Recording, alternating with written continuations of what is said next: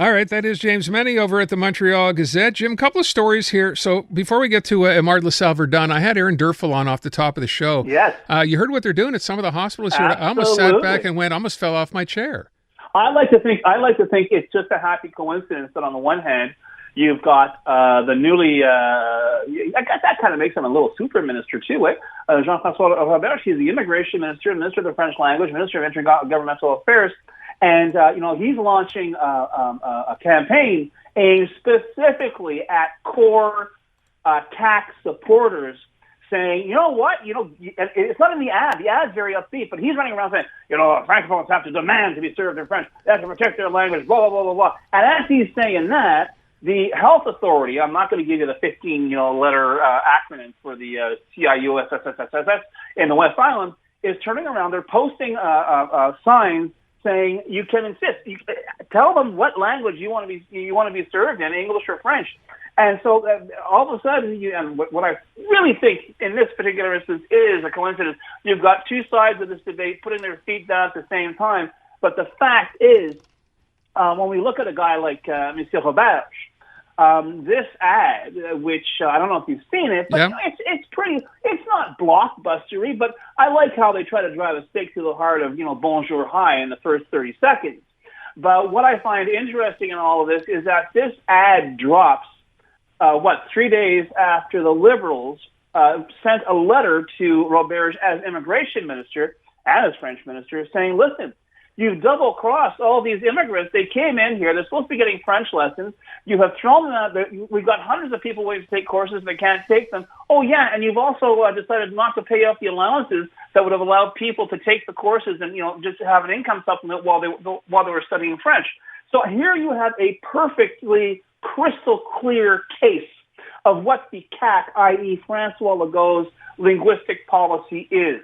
Have a very visceral, confrontational idea. It's time. You've got to fight back. You have to insist to be spoken to in French, blah, blah, blah, blah, blah. And the fact is that the very people who will save the French language in Quebec, who will save the French language in North America, who will allow François Legault to realize what he keeps saying is his sacred duty as Premier of Quebec, they're getting the bum's rush. They're not learning how to speak French. So I guess when you aim your PR at an older demographic, which I don't want to be macabre here, but is literally dying off, that seems to be more important. The idea of making people feel under assault, that you've got to push back and you have to make sure that you get served in French.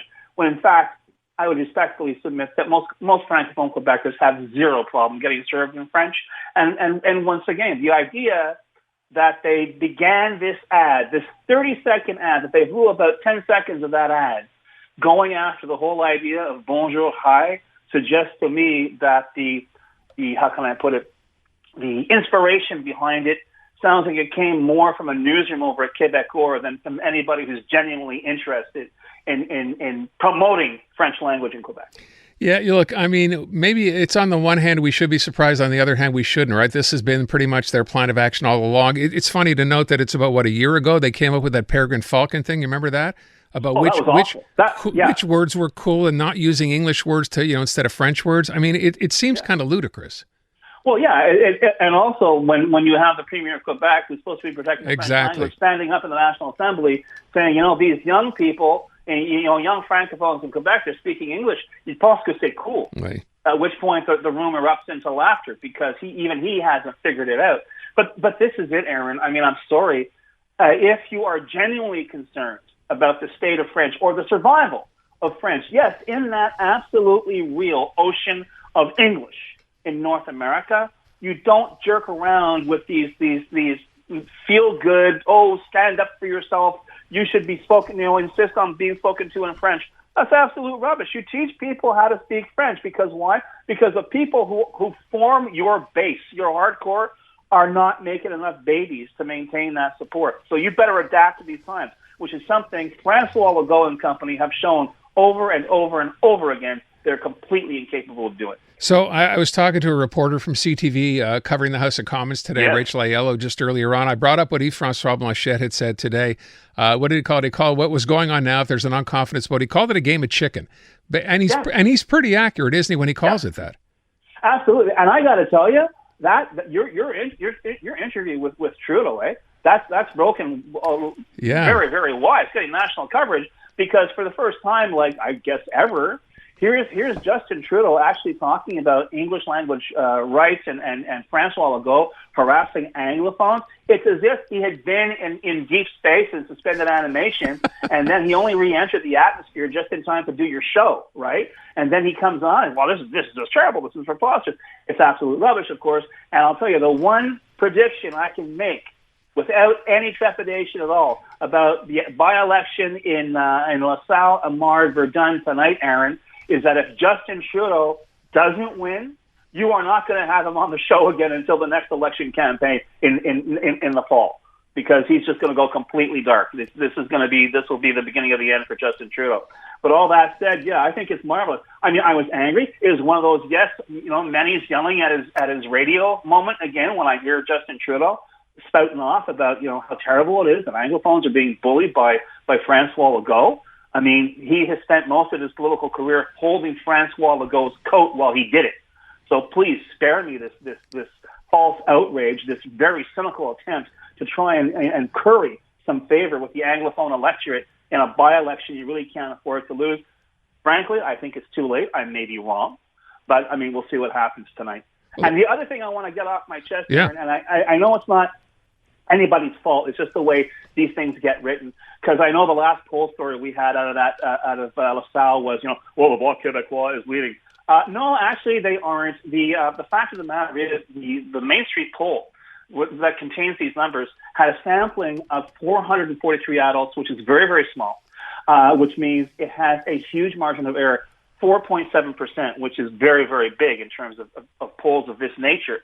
Now, if the Bloc guy is leading the Liberal by like 5.5%, and the margin of error is almost 5%, all bets are off. It's a three-way race, and quite frankly, I would not bet any money on what's going to happen tonight. Okay, so with respect to the whole Justin Trudeau thing, which you're right, is blowing up nationally, Simon Jolin Barrette came out. I think the premier spoke about this. Did you read what Anthony Housefather said? So he posted he posted this to X just a little while ago. First, Simon Jolin Barrette said it was unacceptable, of course, for the Prime Minister and a Quebec MP, et cetera, to have said this. He's trying to divide instead of, the regular stuff. To which Anthony Housefather wrote, the PM's comments are accurate. Your government tried to abolish English school boards with Law 40, twice used the notwithstanding clause preemptively to take away rights on Laws 21 and 96, and I can go on and on. Yeah. None of these three laws united us. Well, the fact of the matter is I'd have been a lot more comfortable if Justin Trudeau had actually said that, and he knows perfectly well that what Housefather is saying is 1,000% true. But listen, another fearless prediction: when Francois Legault starts getting, when his bullying results in his being pushed back by various politicians or various groups, it's only a matter of time before Quebec and bashing are used in the same sentence very, very quickly and across the board. So this is absolutely predictable. But I got to tell you, the best line of it all, and I was mentioning this letter that the Liberals sent to Mr. Roberge about, immigrants not getting their French lessons. The best line came from Pascal Bérubé of the Parti Québécois, who pointed out that if the Quebec Liberals are able to lecture the CAQ on protecting the French language, we're in very, very dire straits, and the government's in dire straits indeed. Good point. Jim, I'm going to let it go. I started the show today by asking the question about what people think about this move, $2.5 million to spend on an advertising campaign, and obviously the first answer back is why are we spending this kind of money now when there's so many other better places to do it? What do you make of all that? Well, once again, it's everything this government does is to distract from its failures.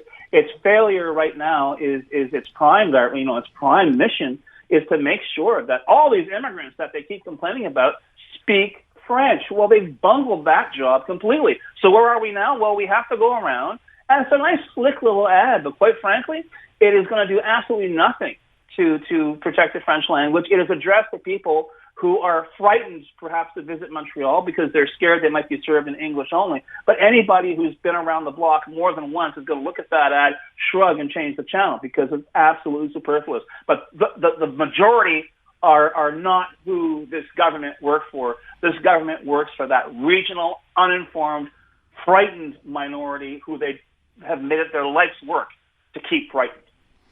And that's where we'll leave it. Jim, thank you. Appreciate it.